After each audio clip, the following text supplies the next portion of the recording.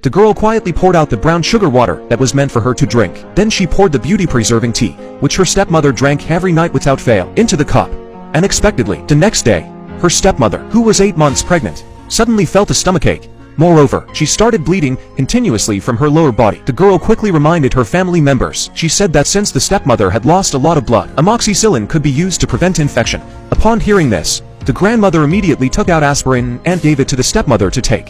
Little did they know that although the two medicines had similar-sounding names, their effects were completely different. As expected, not long after the stepmother took the medicine, her condition became even more serious. There were even signs that she might have a miscarriage. The whole family was so anxious that they were running around in circles, yet they had no idea that all of this was the girl's revenge on them. It turned out that the girl had been reborn. In her previous life, on the day of the college entrance examination, the girl got her period. She drank brown sugar water that her stepsister had added safflower to. This caused her to bleed non-stop in the examination room and faint on the spot. However, her father listened to the stepmother's false accusations. He believed that the girl had been fooling around outside and contracted a dirty disease. He firmly refused to get her treated. The girl begged her father to buy some amoxicillin for her to reduce inflammation, but the grandmother stuffed an aspirin tablet into her hand instead. This led to the girl bleeding even more severely, and she eventually died.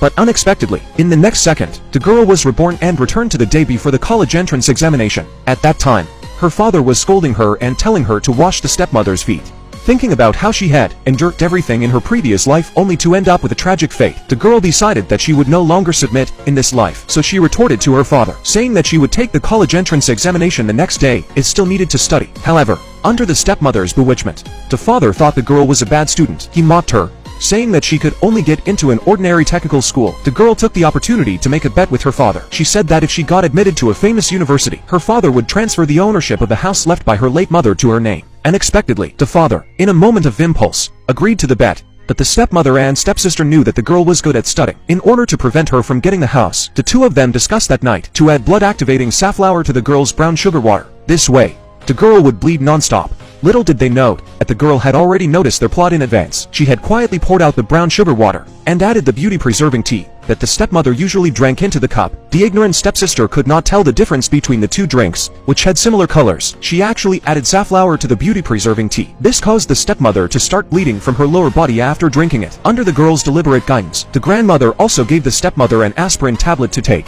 As a result, the stepmother's condition became even more serious. At this moment, the doctor arrived. The doctor asked if the pregnant woman had eaten anything that could activate blood circulation. The stepmother said that she had only drunk the harmless beauty-preserving tea. But at this time, the girl told everyone, saying that she had seen her stepsister add something to the beauty-preserving tea the night before.